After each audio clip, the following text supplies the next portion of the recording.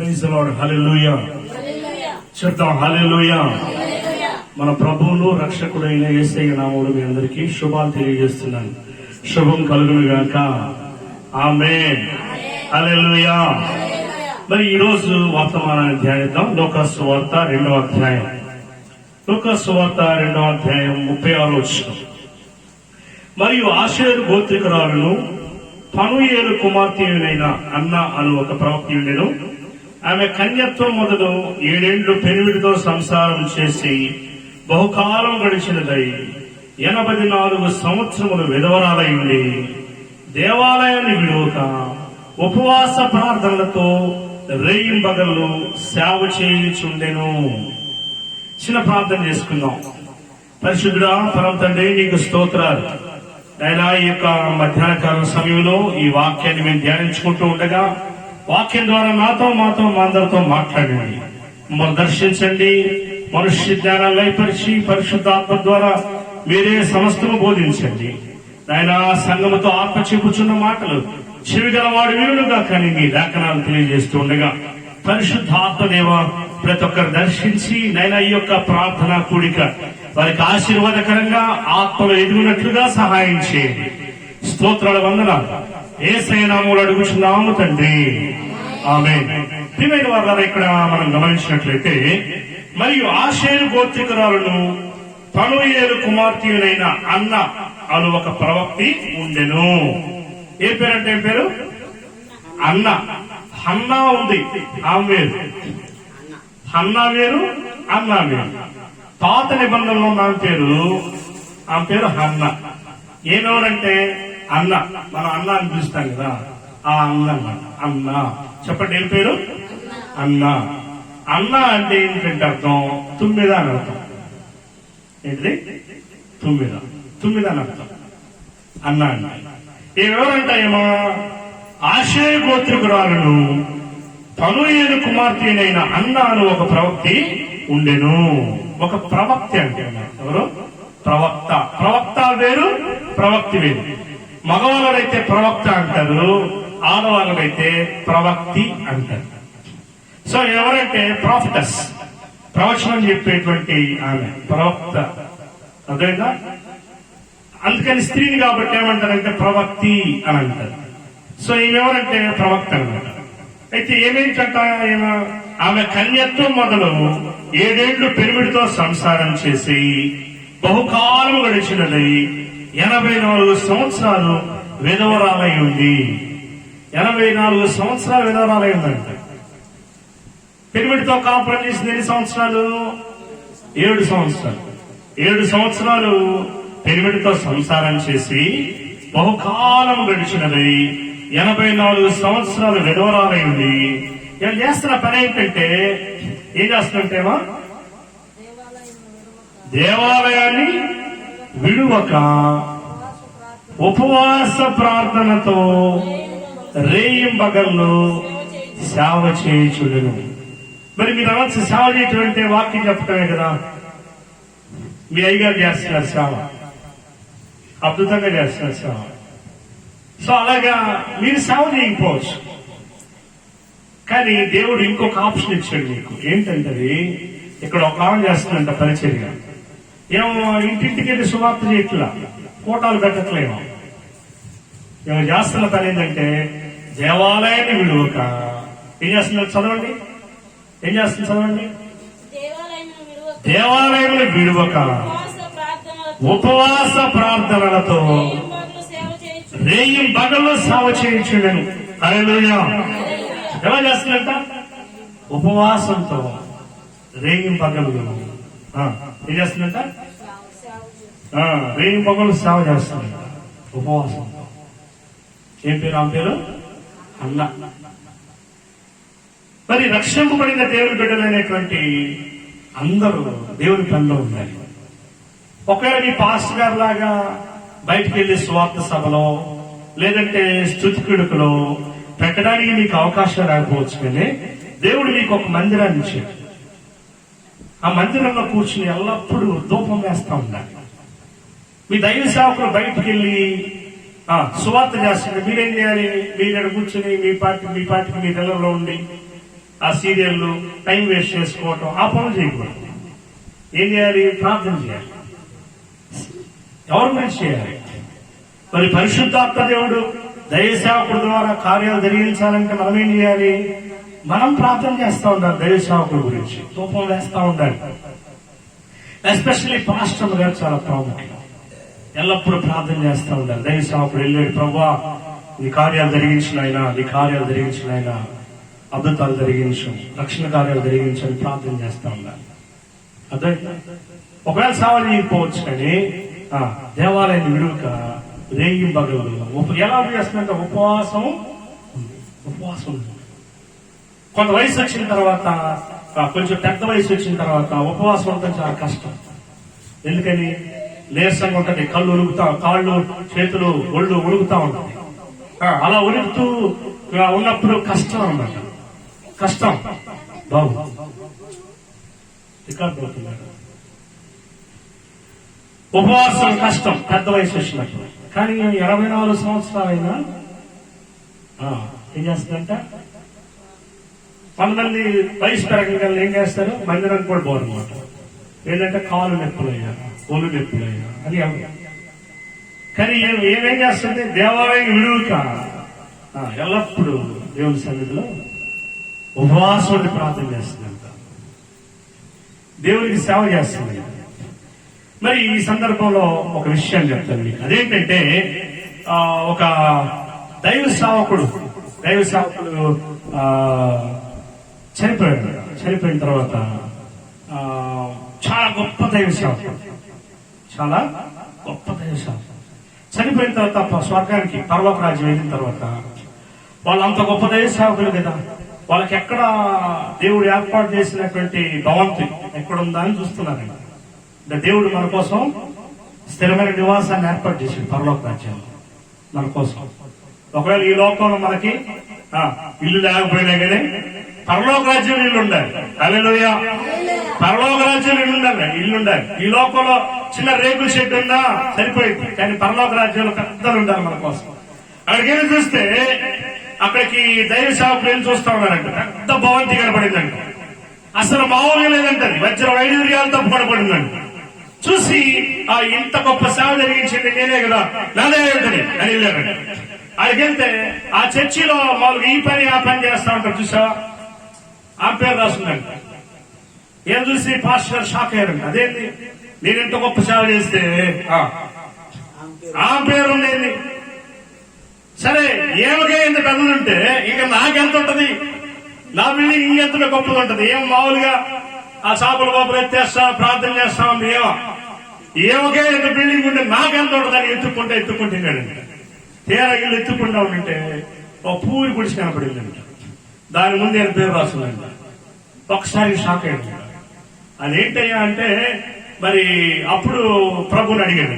అప్పుడు దేవుడు చెప్పాడు, అయ్యా నువ్వు వాక్యం మాత్రమే చెప్తున్నావు, నువ్వు వాక్యం చెప్తూ ఉండంటే మీ పని, మీ చర్చిలో ఆ పని చేస్తుంది చూసావా, చేపలు ఎత్తేస్తా ఆ పని ఈ పని చేస్తుంది చూసావా, అవేం చేస్తుంది తెలుసా, అయ్యా వాళ్ళంతా రక్షింపబడాలి.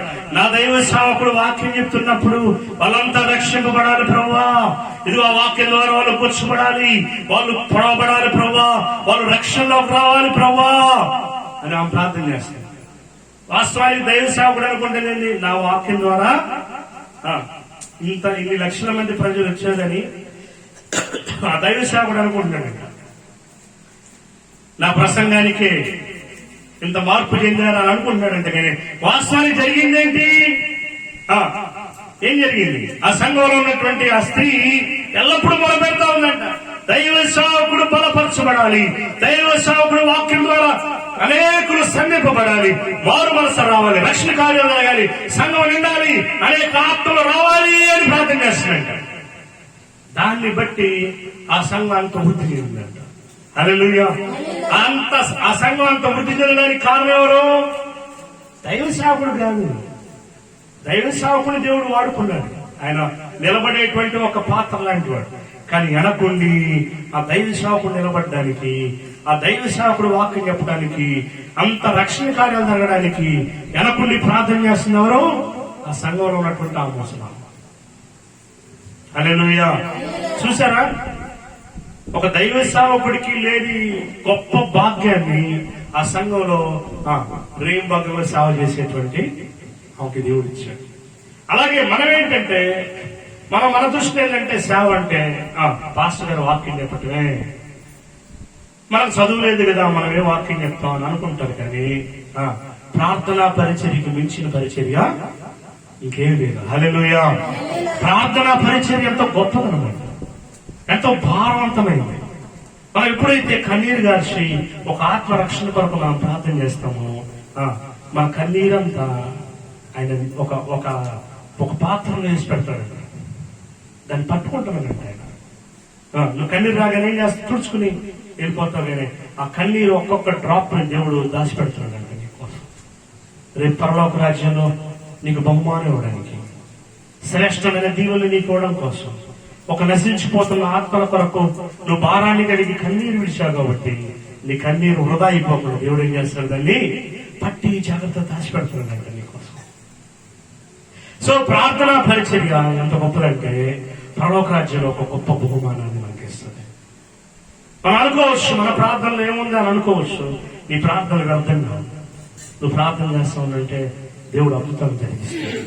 సంఘ పక్షాన నువ్వు ఒక ప్రార్థన పరురాలుగా ఉండాలి, ఒక ప్రార్థన విజ్ఞాపన చేసేటువంటి వ్యక్తిగా, ఉపవాస ప్రార్థన చేసే వ్యక్తిగా నువ్వు ఉండాలని ప్రభు తెలియజేస్తున్నాడు. ఈమెవరిని ఏం చేస్తాడంటే ఉపవాసం ఉండి రేయింబగలు సేవ చేస్తాడు. దేవాలయాన్ని విడుకుండా 84 సంవత్సరాలు పెరిమిడితో 7 సంవత్సరాలు కాపురం చేసింది. 7 సంవత్సరాలు అంటే దానికి అర్థం ఏంటంటే సంపూర్ణతకి సాదృశ్యం. అంటే సంపూర్ణత అంటే కాపురం చేసినటువంటి సంసారం చేసిన దానిలో సంపూర్ణత సాధించిన తర్వాత ఆ తర్వాత పూర్తిగా దేవుని యొక్క సేవలో ఒకప్పుడు కుటుంబాన్ని సేవ చేసింది, ఒక భార్యగా లేదంటే ఒక అత్తగా తన బాధ్యతని సంపూర్ణం చేసింది. 7 సంవత్సరాలు సంపూర్ణం చేసిన తర్వాత అన్నిటిని సెట్ చేసిన తర్వాత ఇక దేవాలయాన్ని విడవకుండా కూర్చుని పరిచయం చేస్తా ఉందంట. ప్రియమైన దేవుని బిడ్డలారా, ఈ మధ్యాహ్న కాలం సమయం దేవుడు నీతో మాట్లాడుతున్నాడేమో. నీకు దగ్గరలోనే ఉంది దేవాలయాన్ని విడువక మొదలుపెడుతున్నావా? కన్నీటి ప్రార్థన విజ్ఞాపన చేస్తా ఉన్నావా? పరిశుద్ధాత్మ దేవుడు సంతోషించే విధంగా నీ ప్రార్థన ఉందా? ఇందా పాడబడాడు, నేను ఉండలేనయ్యా, నేను బతకలేనయ్యా అని పాడబడాడు. నిజమేనా? ఆయన లేకుండా నువ్వు ఉండలేవా? నువ్వు బతకలేవా? ఆయన లేకుండా కూడా నువ్వు బతుకుతున్నావు. ఆయన లేకుండా నేను బ్రతకగలను అంటున్నావు అంటే నువ్వు దేవునితో అబద్ధం చెప్పినట్టు. ఆ పాట ద్వారా అబద్ధం చెప్పినాడు. పాట అంటే ఏంటో తెలుసా? మన హృదయంలో ఉన్నటువంటి ఆలోచన. నిజంగా నేను నిన్ను ప్రేమిస్తున్నాను ప్రభా, నేను లేకపోతే నేను ఉండలేనయ్యా, బ్రతకలేనయ్యా. నిజమేనా? అదొకవేళ అబద్ధం అనుకో, మన దేవుడికి అబద్ధం చెప్పినట్టు. అందుకని మనం పాట పాడేటప్పుడు నిజంగా యథార్థంగా నా హృదయంలో ఆలోచన ఉందా? నిజంగానే నేను దేవుడు లేకుండా నేను బ్రతకలేనా, ఉండలేనా అని మనం పరీక్ష చేసుకోవాలి. సో ప్రార్థన పరిచర్య గొప్ప పరిచర్య, దేవుడు దాన్ని ఆశీర్వదిస్తాడు. అయితే ఏమని చూసినట్లయితే ఏమేంటంట, ఒక ప్రవక్తి. నిర్గమకాండం కొంతమంది చూద్దాం, చూడండి, త్వరగా చూద్దాం. నిర్గమకాండం 15వ అధ్యాయం 20 వచ్చు. ఇక్కడ ఒక ప్రవక్తిని మనం చూస్తాం. నిర్గమకాండం 15వ అధ్యాయం 20 వచ్చు. మరియు అహరోను సహోదరియు ప్రవక్తియునగు మిర్యాము తంబురును చేత పట్టుకుని స్త్రీలందరూ తంబుర్లతోనూ నాట్యముతోనూ ఆమె వెంబడి వెళ్ళగా మిర్యాము వారితో కలిసి ఇట్లు పల్లవి ఎత్తి పాడిన స్త్రీలందరూ అంట. ఎవరు? స్త్రీలందరూ. మిర్యాము అనే ప్రవక్తి, మొట్టమొదటి ప్రవక్త ఆమె. ఏం పేరు? ఆ పేరు మిర్యాము, మోషే యొక్క సహోదరి మిర్యాము. ఏం చేసిందంట? స్త్రీలందరూ ఆ వెనకాల అవుతున్నారంట. నువ్వు మంచి ప్రార్థన కొర్రాను అనుకో, నీ వెనకాల అందరూ వస్తుంటారు. నేను ఎలా ఉంటారు? వచ్చి అక్క నేను ప్రార్థన చేయ, మా పిల్లల గురించి ప్రార్థన చేయి, నా భర్త గురించి ప్రార్థన చేయి. ఎందుకు అందరు మిర్యాము వెనకాల వెళ్ళారు? ప్రవక్త అంటే దేవుని యొక్క మాట మాట్లాడామా? అందుకని ఆమె వెనకాల వెళ్తున్నారు. స్త్రీలందరూ లేరంట ఆమె వెనకాల. మరి నీ వెనకాల వస్తున్నారా? నీ వెనకాల ఎంతమంది ఆకర్షింపబడుతున్నారు నీకోసం?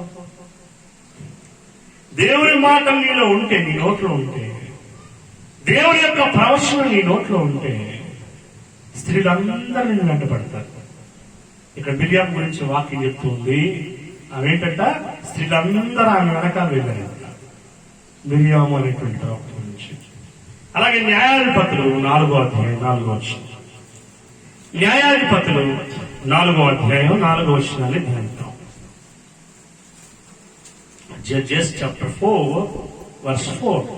ఆ కాలమున లప్పిదోతునకు భార్య అయిన దెబోరాను ప్రవక్త్రి ఇశ్రాయేలీయులకు న్యాయాధిపతిగా ఉండెను. దెబోరాను ప్రవక్తి ఇశ్రాయేలీయులకి న్యాయాధిపతిగా ఉండెను. హల్లెలూయా. ఏం చేస్తున్నట్టు ఈ స్త్రీ పరిస్థితి ఏంది? ఓ ఫస్ట్ చూసాం, ఆమెలో ఉన్న లక్షణం ఏంది? అనేక స్త్రీలు ఆమె వెంబడెళ్తున్నారు. ఇక్కడ ఏమని చూసాం, ఏమేం చేస్తుందంటే ఇశ్రాయేల్ ప్రజలందరికీ న్యాయాధిపతిగా ఉందంట, న్యాయం చెప్తుందండి. ఏమండి, ఎంత గొప్ప విషయం! పురుషులందరికీ తీర్పు చెప్పడం అంటే మామూలు విషయం. ఆ చెట్టు కింద కూర్చుని వచ్చిన వాళ్ళందరికీ న్యాయం చెప్తుందంట. ఎందుకు చెప్తున్నామే? ఆమెకు ఆ సామర్థ్యం ఇచ్చింది ఎవడు? దేవుడే. ఆ సామర్థ్యం ఇవ్వడానికి ఎంత ధన్యురాలైందని చెప్పాను కదా. దేవుని యొక్క మాట మన నోట్లో ఉంటే మనము ఎవరిని? ప్రవక్తి లేదా ప్రవక్త. ఎవరి దగ్గర అయితే దేవుని యొక్క మాట ఉండిందో వాళ్ళు ప్రవక్త. అందుకని మోషే అంటాడు, ఇశ్రాయేల్ జనులందరూ ప్రవక్తలగునట్లు అంటాడు. ఎందాదు మేధాదులు భాగం వెలుపల ప్రవచిస్తూ ఉన్నప్పుడు అప్పుడు మోషే అంటాడు, ఇదిగో నా గురించి నీకు రోషం కలిగిన యెహోవా జనులందరూ ప్రవక్తలగునట్లు అంటాడు. అంటే దేవుని మాట మనలో నోటిలో ఉంటే మనం కూడా ప్రవక్తలు. ఒకవేళ స్త్రీలలో దేవుని మాట మన నోటిలో ఉంటే వాళ్ళంతా ఎవరు? ప్రవక్తులు. ఫస్ట్ చూసాం మిరియాం అనేటువంటి ప్రవక్తి. ఆమె ఏం చేసిందంట, ఆమె వెనకాల అనేక మంది స్త్రీలు ఆమెను ఫాలో అయ్యారు. ఇప్పుడు చూసాం దెబోరా అనేటువంటి స్త్రీని చూసాం. ఈ దెబోరా ఏం చేస్తుందంట, ఇశ్రాయేలు ప్రజలందరికీ న్యాయం తీరుస్తుంది. ఎంత గొప్పదండి స్త్రీలైనటువంటి మీరు ఈ భారాన్ని మీరు కలిగి ఉండాలి. నేను దేవుని పరిచర్యలో ఉండాలి. దేవుని కొరకు నేను పరిచర్య జరిగించాలి. ఆ రోజుల్లో స్త్రీలు ఎక్కువ మంది ఉండేవాళ్ళు పరిచర్య అంటే. అర్థమైందా? స్త్రీలు ఎక్కువ మంది ఉండేవాళ్ళు. యేసుక్రీస్తు మొట్టమొదటి చనిపోయి తిరిగి లేచిన తర్వాత ఎవరు కనపడ్డాడు? మగవాళ్ళకు కనపడ్డాడు, స్త్రీలకు కనపడ్డాడు. ఎందుకు? వాళ్ళ దేవుడు అంటే అంత ప్రేమ ఉంటుంది, ఆ భారం ఉన్నట్టు. మగ్దలేని మరీ కనపడాడు. ఎందుకు? యేసుక్రీస్తు నాన్న అంతగా ప్రేమించింది. మగ్దలేని మరి ఎంత ప్రేమ చూడండి. తెలుసు కదా మీకు, జటామాంస అత్తరశేషాలు తీసుకుని వెళ్ళి యేసయ్య పాదాలు కడిగినటువంటి స్త్రీ కన్నీటితో కడిగిందంట. ఎంత విలువైన జటామాంస అత్తరశేష సేరున్నది ఎత్తది. థియాలజీని చెప్తాను ఏమనంటే, అది ఒక నెలకు సంబంధించినటువంటి ఆదాయం అంట. నెల రోజుల జీతం, ఒక సామాన్యుడి జీతం. యేసయ్య కావాలనుకుంటే ఈ లోకంలో డబ్బు ఆస్తి అన్ని చూడదు. అవేం చేసిందంటే అంత డబ్బు ఉన్నటువంటి ఆ అంతర్శేషాలు తీసుకుని యేసయ్య పాదాలు కడిగింది, కన్నీళ్లతో కడిగిందంట, తన కురులతో తుడిచిందంట. స్త్రీకి అందము తన జుట్టు అనమాట. అంటే ఇక మీద నాకు అందం వద్దు, ఈ అందం వద్దు, ఈ డబ్బు నాకు అవసరం లేదు, నాకు నా దేవుడు కావాలి, ప్రభు కావాలని పాదాల మీద పడి ముద్దు పెట్టుకున్నాడు. పాదాలు. ఎంత గొప్ప స్త్రీ, ఎంత గొప్ప ప్రేమ అండి. దేవుడు నిజంగా మనం ప్రేమిస్తున్నామా? If you love god you serve god. నువ్వు దేవుడు నిజంగా ప్రేమిస్తే నువ్వు ఆయన సేవ చేస్తావు. పేతురు భక్తులతో యేసయ్య అంటాడు, సిమోను పేతురు, నువ్వు నన్ను ప్రేమిస్తున్నావా? అవును ప్రభా, నేను ప్రేమిస్తున్నాను. మళ్ళీ అడుగుతాడు, నువ్వు నన్ను ప్రేమిస్తున్నావా అని అడుగుతాడు. అవును ప్రభా, నేను ప్రేమిస్తున్నాను. మళ్ళీ 3వ వారు అడుగుతాడు. ఎందుకంటే సన్నిసార్లు అడిగాడు. ఒకసారి చెక్ చేసుకో, నిజంగా ప్రేమిస్తున్నావా లేదా. అప్పుడు అడిగాడు, అప్పుడు చెప్పాడు, నువ్వు నన్ను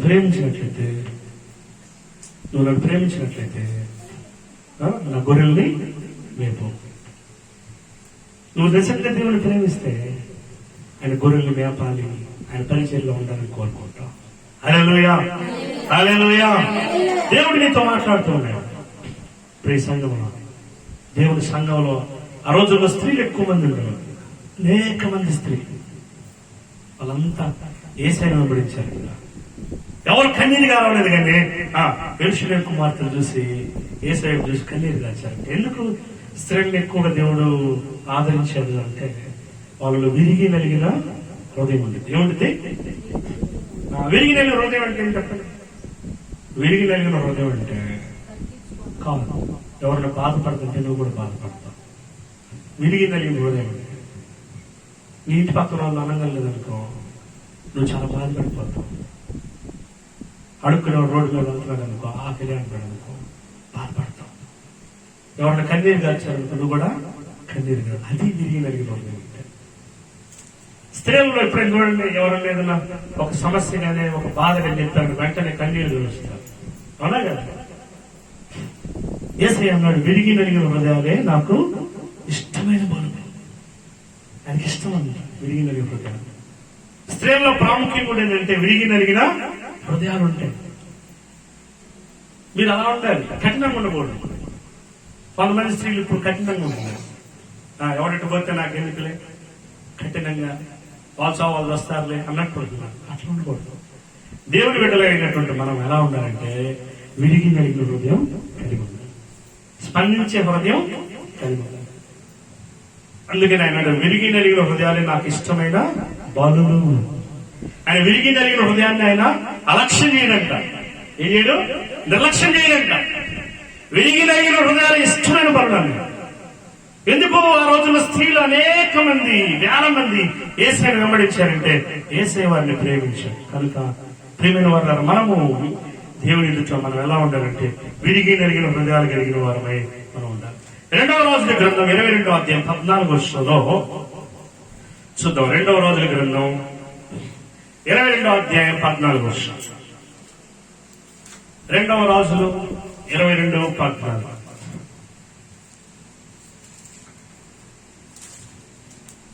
చదువుదాం. 2 Kings chapter 22 verse 14. యెహోవా నాకు సెలవిచ్చులేదో ఆయన జీవము తోడు నేను దానినే పలుకుతున్నా. నేను అప్పుడు రాజు నగరికి వచ్చినప్పుడు 2వ రాజులు కాబట్టి 22:14. హిల్కీయాయును, హీకామును, అబ్షూరును, ఇక్కడ హుల్దా,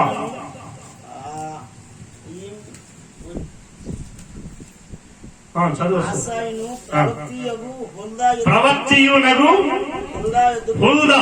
ఎవరంట? ప్రవక్తియునగు హుల్దా. ఏం పేరు చెప్పండి? ఏం పేరు? హుల్దా. చెప్పండి ఏం పేరు? హుల్దా అనే ప్రవక్త. హుల్దా చదివిన తర్వాత ఆమె ఏం చేస్తంట? రాజా దానికి ముందు వృద్ధాకు వచ్చింది. ఈమె వస్త్రశాలకు అధికారి హర్షసుకు పుట్టిన తిప్పాకు కుమారుడైన సలామునకు భార్య అయ్యాయి. యెరూషలేములో 2వ భాగమందు కాపురస్తురాలై ఉండెను. చూడండి, వాళ్ళ భర్త గాని వాళ్ళ నాన్నగారి బాధ్యత కలిగిన వాళ్ళు, ఖాళీగా ఉండేవాళ్ళు కాదు. బాధ్యత కలిగిన కుటుంబానికి చెందినటువంటి స్త్రీ ఈమె హుల్దా. రాజవస్త్రాలంట, రాజవస్త్రాల శాల, ఆ శాలకు సంబంధించిన అధికారికి సంబంధించిన వాళ్ళు, ఆ ఫ్యామిలీ. ఏం పేరు?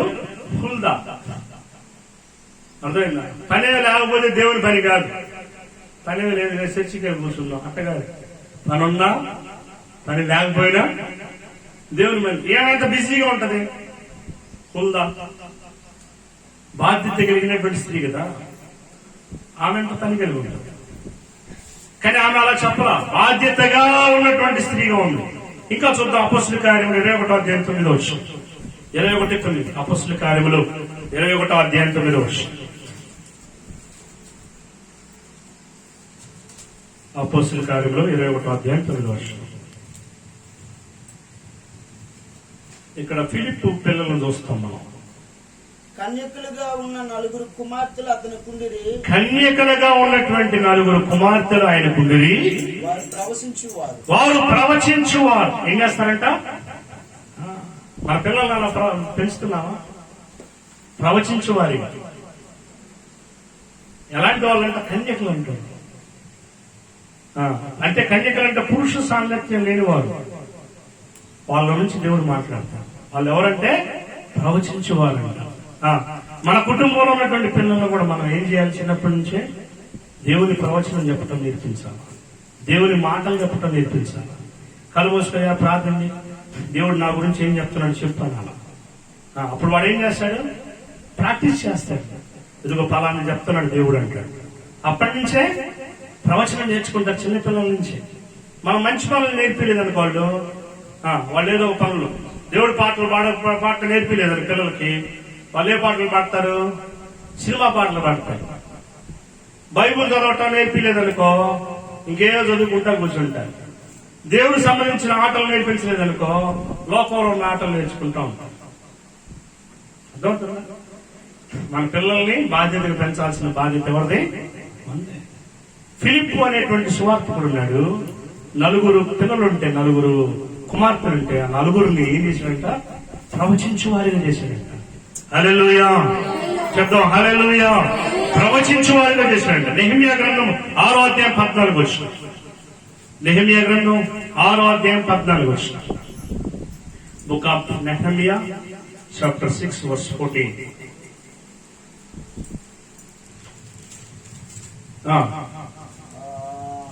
నా దేవా 6వ అధ్యాయం 14 వచనం. నా దేవా వారి క్రియలను బట్టి తోబియాను సంబటలను నన్ను భయపెట్టవలనని కనిపెట్టి ఉన్న ప్రవక్తలను నవద్యాను ప్రవక్తిని జ్ఞాపకం చేసుకున్నాము. ఏం పేరంట? నవద్య. విన్నారు ఎప్పుడన్నా? వెళ్ళలేదు కదా? నవద్య. ఆమె కూడా ఒక ప్రవక్తి. ఏం పేరు? నవద్య ప్రవక్తి. ఆమెని ఏం చేయాలంట? జ్ఞాపకం చేసుకోండి. ఒక దైవ సేవకుడు చెప్తాడు ఆమె గురించి. ఆమెను జ్ఞాపకం చేసుకోండి అయ్యా అంటున్నాడు. అంటే అంత గొప్ప. బైబిల్లో ఉన్న స్త్రీల గురించి మీరు తెలుసుకోవాలి. ఎవరెవరు స్త్రీలు ఉన్నారు? బైబిల్ ధ్యానం చేయాలి. దైవ సేవకులు అడగాలి, అయ్యా అది చెప్పండి అయ్యా, చెప్పండి అయ్యా. ఇప్పుడు వినేవారిగా మనం ఉండాలి. అంటే ఇంతమంది ప్రవక్తలు చూసాం. సో ఇప్పుడు మన ప్రవక్త పేరేం పేరు? ఇప్పుడు మనం చెప్పుకుంటున్నాం. ఆ ప్రవక్త పేరేం పేరు? అన్న. మీ పేరు అన్న. ఏమేం చేస్తుందంట? దేవాలయాన్ని విడుక ఉపవాసాలు. అందుకని యేసయ్య అన్నాడు మత్తయి సువార్త 6వ అధ్యాయం చదవటం. మత్తయి సువార్త 6వ అధ్యాయం 16 వచనం నుంచి 18 వచనం వరకు.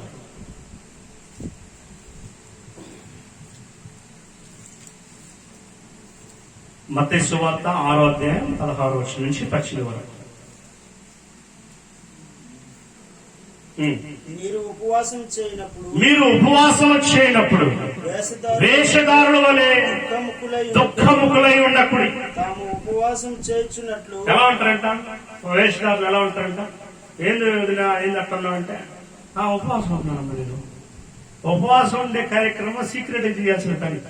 బహిరంగంగా ఉపవాసం ఉంటున్నామని అందరూ చెప్పుకోవటం కాదు. ఏమంటున్నాడు? ఉపవాసం చేయనప్పుడు వేషధారుల వలె దుఃఖముఖులై ఉండకుడి. తాము ఉపవాసం చేయుచున్నట్లు మనుషులకు కనబడవలనని వారు తమ ముఖములను వికారం చేసుకుంటారంట. మొహం అట్లా పెట్టేస్తారంట. ఉపవాసం ఉంటున్నాం మేము, చూడండి ఎంత గొప్పని, దేవుడి కోసం ఉంటున్నాం అని ఉంటారంట. కానీ అలా ఉండకూడదంట. వారు తమ ఫలము పొంది ఉన్నారని నిశ్చయముగా మీతో చెప్పుచున్నాను. తమ ఫలాన్ని పొంది ఉన్నారంటే అయిపోయింది వాళ్ళది. ఎందుకు? జనాలకు కనపడాలని చేశారు కాబట్టి జనాలకు కనపడ్డారు, అయిపోయింది. ఇంకేం రాదు వాళ్ళకి. వాళ్ళ ఫలాన్ని పొంది ఉన్నారు, అయిపోయింది. అయితే మీరు ఉపవాసం చేయనప్పుడు మనుషులకు కనబడవాలని కాక రహస్యమందు తండ్రికి నీ తండ్రికి కనబడవల్లని నీవు నీవు ఉపవాసం చేయనప్పుడు నీ తల అంటుకుని నీ ముఖం కడుక్కొని అప్పుడు రహస్యమందు చూచుచున్న నీ తండ్రి నీకు ప్రతిఫలం ఇచ్చును. హల్లెలూయా. తల అంటుకునంటే కిసనాలు తీసుకుని అంటించుకోవాలా, నూనె రాసుకోవాలా? నూనె అంటుకోవటం అంటే ఏంటి? తల ఆలోచనకు సాదృశ్యం. ఈ ఆలోచన అభిషేకింపబడిన ఆలోచన ఉండాలి. దేవుని చేత ఇవ్వబడినటువంటి అభిషేక తైలముతో నింపబడినటువంటి ఆలోచన ఉండాలి. అందుకని తల అంటుకోమన్నాడు. తల అంటుకోవటం అంటే లోక సంబంధమైన ఆలోచన పక్కన పెట్టి దైవికమైనటువంటి అభిషేకముతో నిండినటువంటి ఆలోచన మనం కలిగి ఉండాలి. ముఖం కడుక్కోవటం అంటే నీ పాపాలు కడుక్కోమని అర్థం. అలా కడుక్కొని దేవుని ఎదుట నీ తలంపులు ఆలోచనలన్నీ పవిత్రంగా పరిశుద్ధంగా ఉంచబడినట్లుగా అలా వెళ్ళి ఏం చేయాలంట? గదిలోనికి వెళ్ళి రహస్యమందు చూచుచున్న నీ తండ్రికి మొరపెట్టాలంట. రహస్యమందు గదిలోనికి వెళ్ళి రహస్యంగా చూచున్న నీ తండ్రిని మొరపెట్టాలంట. అంటే ఉపవాసం అలా చేయాలంట. చాలా మంది అలా చేయరు. ఉపవాస గుడికలు ఫ్లెక్స్ చేస్తారు. అంటే అందరికి తెలిసేటట్టు అలా కదా. మరి మనం చేయాల్సిన ప్రార్థన ఎలాంటి ప్రార్థన అంటే ఉపవాస ప్రార్థన ఎలా ఉండాలి?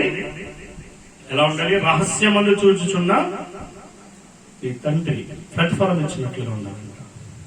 సో ఈమె ఉపవాసం ఉంటుంది. ఉపవాసం ఎవరైనా విధవరాలు. అందుకని 1 తిమోతి రాసిన పత్రిక 5వ అధ్యాయం 1 తిమోతి 5వ అధ్యాయం 5వ వచనం చదువుదాం. 5వ అధ్యాయం 5వ వచనం. 1 తిమోతి చాప్టర్ 5 verse 5 చదవండి. అయితే నిజముగా అనాథులైన అనాది అయిన విధవరాలు ఏంటంట? నిజంగా అనాది అయిన విధవరాలు ఏకాకి అయ్యుండి దేవుని మీదనే తన నిరీక్షణ ఉంచుకుని విజ్ఞాపనల యందును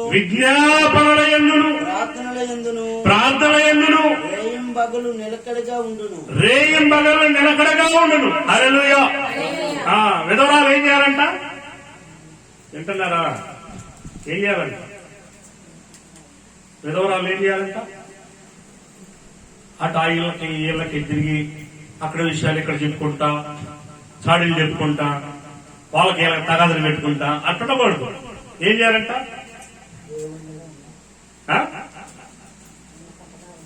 నిలకడగా ఉండాలి. Very good. నిలకడగా ఉండి ఇంకా ఏం చేయాలి? చదవండి. నిలకడగా ఉండి దేవుని మీదనే తన నిరీక్షణ ఉంచుకుని. దేవుని మీదే నిరీక్షణ. వాళ్ళు ఎవరిని పెడతారేమో, వీళ్ళు ఎవరన్నా ఆహారం పెడతారేమో కాదు. దేవుడి మీదే నిరీక్షణ. నా దేవుడు నాకు ఆహారాన్ని పంపుతాడు. నాకెవరున్నా లేకపోయినా కానీ యేసయ్య నాకు పంపిస్తాడు ఆహారాన్ని అనే విశ్వాసం కలిగి ఉండాలి. దేవుడి మీదే నిరీక్షణ కలిగి ఉండి విజ్ఞాపన అంటే ప్రార్థన. విజ్ఞాపనల యందును ప్రార్థనల యందును రేయింబగలు. చూసారా? హల్లెలూయా. ఏమి చేస్తుందా లేదా? ఏమి చేస్తుందా? ఏమో చేసిన తర్వాత అపోస్తుడైన పౌలు చెప్పాడు. కానీ ఆల్రెడీ ఆ పని చేస్తా ఉంది. విజ్ఞాపనల యందును ప్రార్థనల యందును ఎలా ఉందంట పాస్టర్ గారు? తర్వాత విజ్ఞాపనల యందును ప్రార్థనల యందును నిలకడగా ఉంది. సుఖభోగముల యందు ప్రవర్తించున్నది కాక బతికుండి కూడా చచ్చిందంటే సమానం అంట. విధవరాలు అయిన తర్వాత ఇంకా సుఖం కావాలి, ఇంకా సుఖపడాలి అనుకుంటే ఎలాంటి వాళ్ళతో సమానం అంటది? బ్రతికిండి చచ్చినదై ఉండును. ఒకసారి విధవరాలు అయిన తర్వాత ఇంకెవరి మీద ఉండాలంట మనసు? దేవుని మీద నిలకడగా ఉంది. ఎవరు పెడతారా, ఎవరు పోషణ దేవుని మీద ఆధారపడి విజ్ఞాపనలు ఎందును ప్రార్థనలు ఎందును నిలకడగా ఉండాలంట. ఒకవేళ అలా కాకుండా సుఖభోగాలు ఎందుకు చూసుకుంటా ఉంటే, విధవరాలైనటువంటి నీవు ఇంకా సుఖభోగాల వైపు నువ్వు చూస్తా ఉంటే, బ్రతికినాగానే దేంతో సమానం? చచ్చిందంత సమానం. కనుక ప్రియమైన దేవుని బిడ్డలారా, మనం కాపురాలు, సంసారాలు, కుటుంబాలు ఉన్నా మనం వాటిని విడిచిపెట్టి ప్రార్థన కొరకు, దేవుడు చెప్పాడు ప్రార్థన కొరకు వాటిని కొంతకాలం పక్కన పెట్టాడు. ఎప్పుడు సంసారం, కుటుంబం కాదు, కొద్దిసేపు 1 గంట 2 గంటలు పక్కన పెట్టి దేవుని కొరకు ప్రార్థన విజ్ఞాపన చేసేటువంటి వారిగా, నిలకడగా ఉండేటువంటి వారిగా మనం ఉండాలని దేవుడు తెలియజేస్తాడు. నిర్గమకాండం 38:8. నేను ముగిస్తాను త్వరగా. నిర్గమకాండం 38:8 వచ్చి చదువుదాం. త్వరగా చదవండి, నేను ముగిస్తాను. నిర్గమకాండం 38:8. తీసిన వారు ఎవరైనా చదవండి, పర్లేదు. సరిగా చూసుకుని చదవండి. నిర్గమకాండ అదేనా కాదా అని ఒకసారి కన్ఫర్మ్ చేసుకుని చదవండి, ఇబ్బంది లేదు. 38:8. అతడు ప్రత్యక్షపు గుడారము యొక్క ద్వారమున సేవింపవచ్చిన సేవకురాండ్ర అద్దములతో ఎత్తడి గంగాలములను దాని ఎత్తడి పీటలను చేసెను. అక్కడ వాళ్ళు స్త్రీలు సేవ చేస్తున్నారు. ఏం చేస్తున్నారు వాళ్ళ పని? 38:8లో పాస్టర్ గారు ఏం చేస్తున్నారు వాళ్ళు?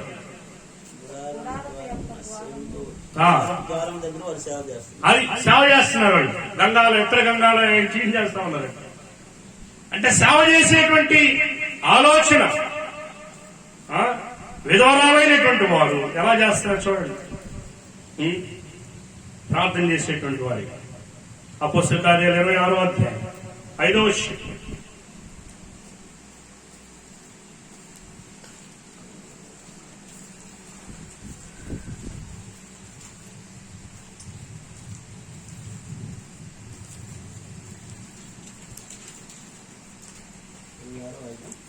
వారు మొదటి నుండి నన్ను ఎరిగిన వారు గనుక సాక్ష్యం ఇచ్చుటకు వారికి ఇష్టమైతే నేను మన మతములోని బహునిష్ఠగల తెగను అనుసరించి పరిసయుడిగాను ప్రవర్తించినట్లు చెప్పగలరు. ఇప్పుడైతే దేవుడు మన పితరులకు మనము 12 గోత్రముల వారు ఎడతెగక దీవారాత్రులు దేవుని సేవించచ్చు ఆ వాగ్దానం పొందుదామని నిరీక్షించుచున్నారు. ఎవరంతా వీళ్ళు? 12 గోత్రాలు ఎడతెగక దీవారాత్రులు దేవుని సేవించచ్చు. దీవారాత్రులు దేవుని సేవించాలంట. 14వ అధ్యాయం 23 వచనం. అపోస్తలుల కార్యం 14:23.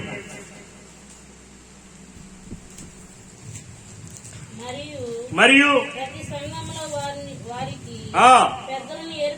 పెద్దలను ఏర్పరిచి ఉపవాసం ఉండి ప్రార్థన చేసి వారి నమ్మిన ప్రభువుకు వారిని అప్పగించింది. హల్లెలూయా!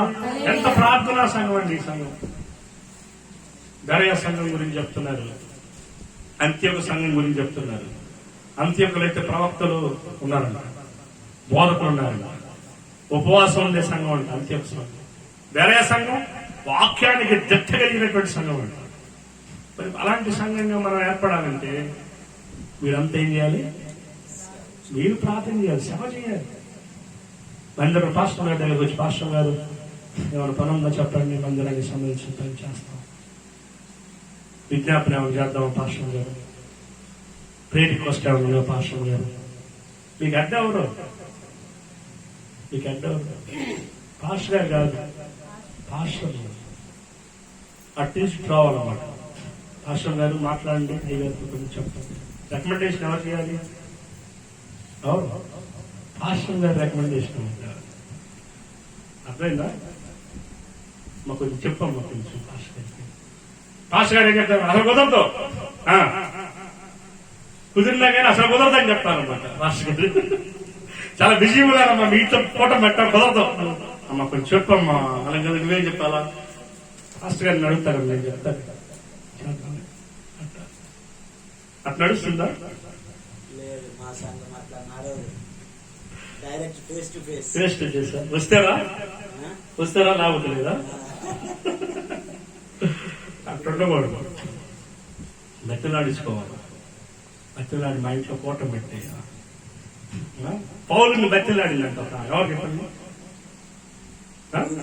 లూది అనే స్త్రీ, తూయితర కాపురస్తున్నారు. లూది అనే స్త్రీ, నేను దైవభక్తి కలిగిన దాన్ని మీరెంచితే మా ఇంటికి వచ్చి ఉండడని బతిలాడిందంట. బతిలాడుతున్నా లేదా? మనం వస్తారా? ఇది కాకపోతే ఈ సంఘం కాబట్టి ఇంకో సంఘాన్ని కొనుక్కుంటున్నారు. ముదురు మామూలు ముదురులు కదా విశ్వాసం.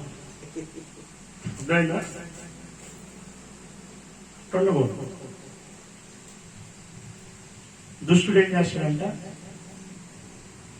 దుష్టుడు ఇటు అటు తిరుగుతూ ఉంటాడు, ఈ సంఘానికి ఆ సంఘానికి. అంటే ఈడెవడు? దుష్టుడు అన్నమాట. నువ్వు ఈ సంఘాలు ఎందుకు నాటపడ్డావు? నీ ఆశీర్వాదం ఈ సేవకుడి దగ్గర ఉండదు కాబట్టి దేవుడు నీకు ఈ సంఘాన్ని పంపాడు. నువ్వు మళ్ళీ ఇది వదిలేసి మళ్ళీ ఇంకో దగ్గరికి వెళ్ళావంటే ఏం ఉండదు. సాంబ్రాన్ని పొగ వేసుకోవటం. మస్తాన్ దగ్గర కూడా ఏం చేస్తారు? సాంబ్రాన్ని పొగ తెలిసి చిదురు కూడా తీసుకుని దఫానం కొడతారు. నీ పరిస్థితి కూడా అంతే. మనమైపు పొదుగులు తిరుగుతానే ఉంటుంటాం. ఉందంట ఏది బాగుండేది ఆడైన వాక్యమైంది. కానీ దేవుడు ఏం చేస్తాడంటే ఒక్కొక్కరిని ఒక్కో సంఘంలో నాటుతాడు ఆశీర్వాదం కోసం. నీ ఆశీర్వాదం ఎవరి చేతిలో ఉంది? నీ దైవ సేవకుడి చేతిలో ఉంది. తెలుసా నీకు అది? ఆయన నోటి మాటతో రిలీజ్ చేశాడంటే బ్లెస్ యూ అన్నాడు అనుకో, నువ్వు ఆశీర్వదించబడతావు. ఆ మాట అనిపించుకోవాలి. అర్థమైందా? ఆశీర్వాదం ప్రభు చేతిలోనే ఉంది. కానీ వీళ్ళు ఏం చేస్తారు? పాస్టర్ గారు రికమెండ్ చేసినట్టుగా దైవ సేవకులు దేవుడి దగ్గర రికమెండేషన్ చేస్తారు. ప్రభు వాడిని కొంచెం కనికరించాయా, వాడి మీద శాపాలు కొట్టే, వాడిని ఆశీర్వదించాయని వాడు రికమెండేషన్ చేస్తారు. నువ్వెందుకు ఈ సంఘంలో ఉన్నావు అంటే దేవుడే దైవ సేవకుడిని ఒక ప్రాంతానికి పంపి ఆ ప్రాంతంలో ఉన్నటువంటి ప్రజలకు ఆశీర్వాదకరంగా పంపుతాడు. నువ్వు అది వదిలిపెట్టి ఎక్కడెక్కడో తిరిగి అటు తిరిగి ఏం గ్రంథం మొదటి అధ్యాయంలో ఉంటుంది. అపవాది ఇక్కడ కనపడంగా ప్రభు అడిగాడు, ఎందుకు అపవాది ఆడి నుంచి వస్తున్నామంటే ఏమన్నాడు? భూమి మీద ఇటు అటు తిరుగుతా వస్తున్నానండి. అది అపవాది లక్షణం అండి. అట్టుండకూడదు. మందిరంలో నాటబడిన వారిగా హల్లెలూయా. మాట ఎట్లుండాలంట? మందిరంలో నాటబడిన వృక్షంలా ఉండాలంట. మందిరంలో నాటబడాలంట మనం. అప్పుడు ఆశీర్వాదం వస్తుంది మనకి. దైవ సేవకుడి నోట దేవుడు ఆశీర్వాదం ఇస్తాడు. ఆ ఆశీర్వాదాన్ని మనం పొందుకునే వారిగా ఉండాలి. ప్రకటన గ్రంథం 7వ అధ్యాయం 15వ వచనం. ప్రకటన గ్రంథం 7వ అధ్యాయం 15వ వచనం.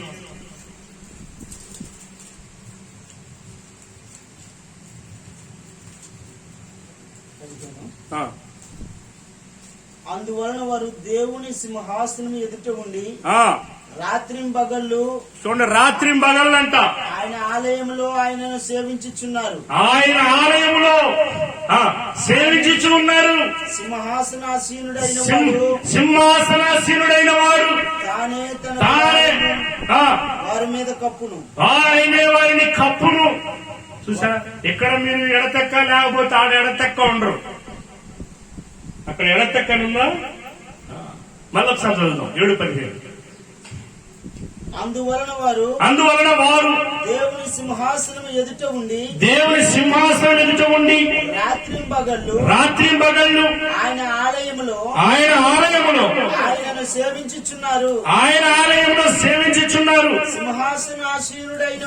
సింహాసనాసీనుడైన వాడు తానే తన గుడారమును వారి మీద కప్పును తానే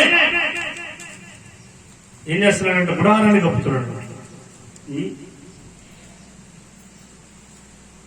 కనుక ప్రియమైన దేవుని బిడ్డలారా, మనం ఎలాగ ఉండాలంటే దేవుని సంఘములో, అందుకని ఒక మాట చూద్దాం.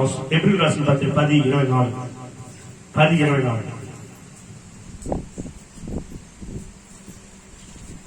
ఈ మాట చదివి మనం ముగించుకుందాం. హెబ్రీయులకు రాసిన పత్రిక 10వ అధ్యాయం 24 వచనం.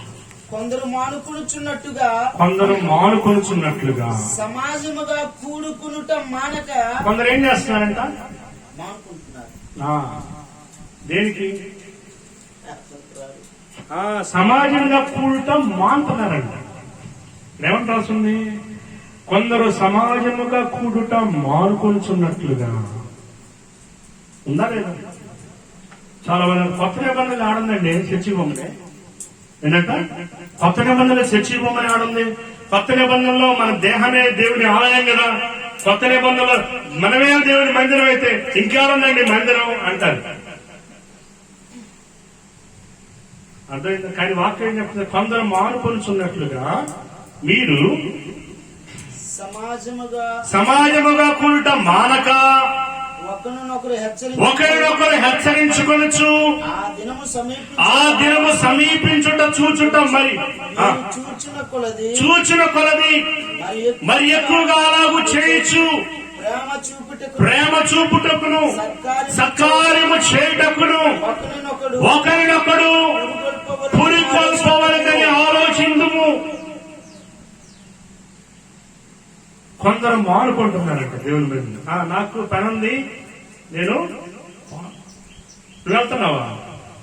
ఆమెను చూసి ఏం కూడా ఎవరైతే నేను కూడా ఏం మాతానే ఒళ్ళు ఎప్పుడు కొండి నిద్రపోతా కాసేపు. అప్పుడు అపోదేశం ఇద్దరు కూర్చొని వచ్చి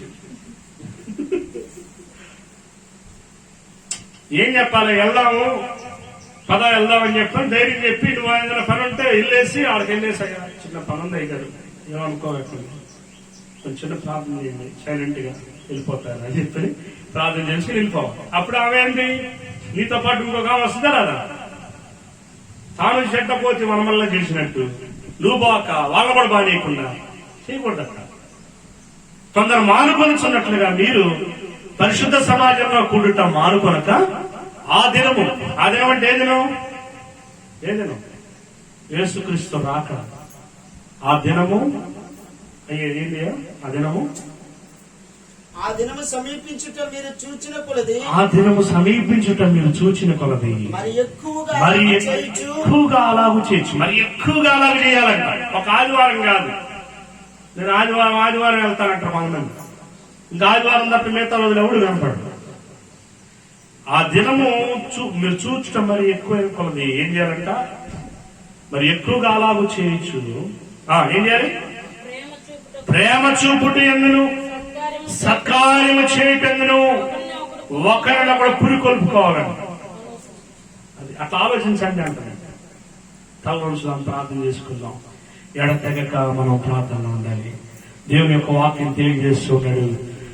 పరిశుద్ధాత్మ దేవుడు మనతో మాట్లాడుతున్నాడు. అన్న ప్రార్థన చేస్తూ ఉంది. విధవరాలయ్యుండి 84 సంవత్సరాలు విధవరాలయ్యుండి ఆ వయసులో కూడా దేవాలయాన్ని విడిచిపెట్టకుండా ఉపవాసముతో రేయి పగలు కన్నీరు విడుస్తూ ఉంది. ప్రియమైన దేవుడి బిడ్డ, ఈ మధ్యాహ్న కాలం సమయంలో కొనసాగించు, నీ ప్రార్థన కొనసాగించు. దేవుని యొక్క సన్నిధిలో ఉన్న ఉపవాసంతో నీ శరీరాన్ని అలగొట్టుకుంటా ఇదిగో దేవుని యొక్క సన్నిధిలో విజ్ఞాపన చేయొచ్చు, మొరపెట్టచ్చు. ఇదిగో నా దైవ సేవకుడు, ఇదిగో నా సంఘము, ఇదిగో దేవా నువ్వు నాకు ఇచ్చిన దైవ సేవకుడు, అలాగే నువ్వు నాకు ఇచ్చినటువంటి సంఘము ప్రభువా, ఇదిగో అనేక ఆత్మలు రావాలైనా ఈ చుట్టుపక్కలంతా రావాలి, నశించిపో ఆత్మలు రావాలి. దైవ సేవకుడు మండించు, దైవ సేవకుడు రగిలించినైనా అయ్యా కనికరించాయి, కృప చూపించాయని ఇదిగో అన్నావనే ఇదిగో 24 సంవత్సరాల నుండి కూడా దేవాలయాన్ని విడిచిపెట్టలేదు. ఇదిగో ఎలాగే మొరపెడుతుంది, ఉపవాసాలు ఉంటుంది, దేవాలయాన్ని విడిచిపెట్టలేదు.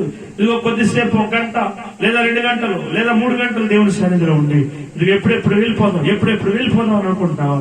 లేదంటే ఎడతెగక ఇదిగో దేవుని యొక్క మందిరంలో కూర్చుని ఉపవాసం చేస్తూ ప్రార్థన చేస్తూ ఉంటున్నావా? దేవునికి సేవ చేసేటువంటి వ్యక్తిగా ఉంటున్నావా? ఒకవేళ నువ్వు అలా లేకపోతే ఈ రోజు తీర్మానం చేసుకో, ప్రభువా నన్ను ఆ విధంగా మార్చునైనా, నా జీవితాన్ని అలా దీవించినైనా వారు పెడదాం దేవునికి. Thank you lord, thank you lord, thank you lord. ప్రభువా నీకు స్తోత్రం. దర్శించు దేవా. ఇదిగోనైనా విజ్ఞాపన కలిగిన ఆత్మతో నన్ను నింపునైనా. ఇదిగో ఆ రోజుల్లో అనేక మంది స్త్రీలునైనా గొప్ప పరిచర్య జరిగించారు. నైనా గొప్ప పరిచర్య జరిగించడానికి కారణం స్త్రీలేనైనా. ఇదిగోనైనా మేము ఈ సంఘంలో ఒక పనికి రాని వారిగా ఉన్నాం ప్రభా. పనికొచ్చే పాత్రగా మమ్మల్ని చేయనైనా, ఈ సంఘానికి ఒక భూషణముగా మమ్మల్ని తయారు చేయనైనా, ఈ సంఘానికి మమ్మల్ని ఒక మగుటంగా తయారు చేయనైనా. ఇదిగో స్త్రీలు బలహీనులే కానీ నైనా దెబోరా ప్రవక్త, హుల్దా ప్రవక్త, మిరియాం ప్రవక్త అయినా ఇదిగో నేను ఎంతో మంది ప్రవక్తలను చూసాం నైనా. వారంతా బలపరచబడ్డారు ప్రభా, అనేకుల్ని బలపరిచారు ప్రభా. మమ్మల్ని కూడా అలా చేయండి ప్రభా. అయ్యా మా నోట నీ వాక్యాన్ని ఉంచునైనా, మమ్మల్ని దీవించినాయనండి. మొరపెడదాం ప్రార్థన చేద్దాం. Thank you lord, thank you lord, thank you lord, thank you lord, thank you Jesus, thank you lord, thank you lord.